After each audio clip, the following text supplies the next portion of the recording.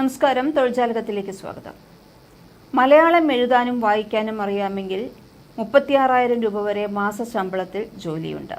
മലയാളം അറിയുന്നവർക്ക് state farming corporation of Kerala ലിമിറ്റഡിലാണ് ജോലി ഒഴിവുള്ളത്. State farming corporation of Kerala limited ഇപ്പോൾ സ്വീപ്പർ ഫുൾ ടൈം തസ്തികയിലേക്കാണ് നിയമനം നടത്തുന്നത്.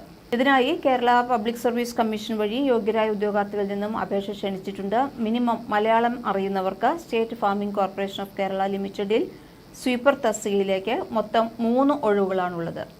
ഉദ്യോഗാർത്ഥികൾക്ക് ഓൺലൈനായി കേരള PSCയുടെ വൺ ടൈം പ്രൊഫൈലിൽ അപേക്ഷിക്കാവുന്നതാണ്. നല്ല ശമ്പളത്തിൽ കേരള സർക്കാരിന്റെ കീഴിൽ ജോലി ആഗ്രഹിക്കുന്നവർക്ക് ഈ അവസരം ഉപയോഗപ്പെടുത്താം. ജോലിക്ക് ഓൺലൈനായി 2024 ഒക്ടോബർ 3 വരെയാണ് അപേക്ഷിക്കാവുന്നത്.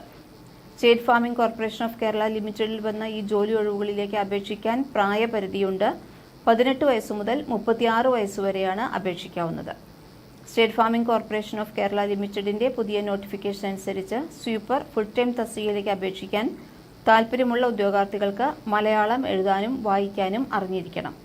ഈ ഒഴിവുകളിലേക്ക് അപേക്ഷിച്ചു കഴിഞ്ഞാൽ ഈ തെരഞ്ഞെടുപ്പുമായി ബന്ധപ്പെട്ട് എഴുത്തു പരീക്ഷയോ OMR ഓൺലൈൻ പരീക്ഷയോ നടത്തുകയാണെങ്കിൽ പരീക്ഷ എഴുതുമെന്നുള്ള ഒരു സ്ഥിരീകരണം അപേക്ഷകർ തങ്ങളുടെ ഒറ്റത്തവണ രജിസ്ട്രേഷൻ പ്രൊഫൈൽ വഴി നൽകേണ്ടതാണ്. അപ്രകാരം സ്ഥിരീകരണം നൽകുന്നവർക്ക് മാത്രമേ അഡ്മിഷൻ ടിക്കറ്റ് ജനറേറ്റ് ചെയ്ത് ഡൗൺലോഡ് ചെയ്യുന്നതിനുള്ള സൗകര്യം ഉണ്ടായിരിക്കുകയുള്ളൂ. പരീക്ഷാ തീയതി വരെയുള്ള അവസാനത്തെ 15 ദിവസങ്ങളിലാണ് ഈ സൗകര്യം ഉണ്ടാകുന്നത്. നിശ്ചിത സമയത്തിനുള്ളിൽ സ്ഥിരീകരണം നൽകാത്ത ഉദ്യോഗാർത്ഥികളുടെ അപേക്ഷകൾ നിരുപാധികം നിരസിക്കപ്പെടുന്നതാണ്.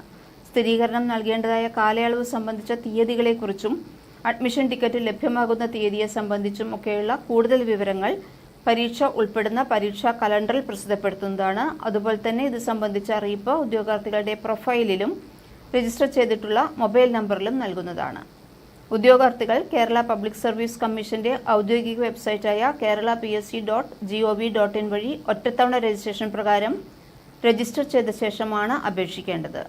രജിസ്റ്റർ ചെയ്തിട്ടുള്ള ഉദ്യോഗാർത്ഥികൾ അവരുടെ യൂസർ ഐഡിയും പാസ്വേഡും ഉപയോഗിച്ച് ലോഗിൻ ചെയ്ത ശേഷം സ്വന്തം പ്രൊഫൈലിലൂടെയാണ് അപേക്ഷിക്കേണ്ടത്. കൂടുതൽ തൊഴിൽ വാർത്തകൾക്ക് ഈ ചാനൽ സബ്സ്ക്രൈബ് ചെയ്യൂ.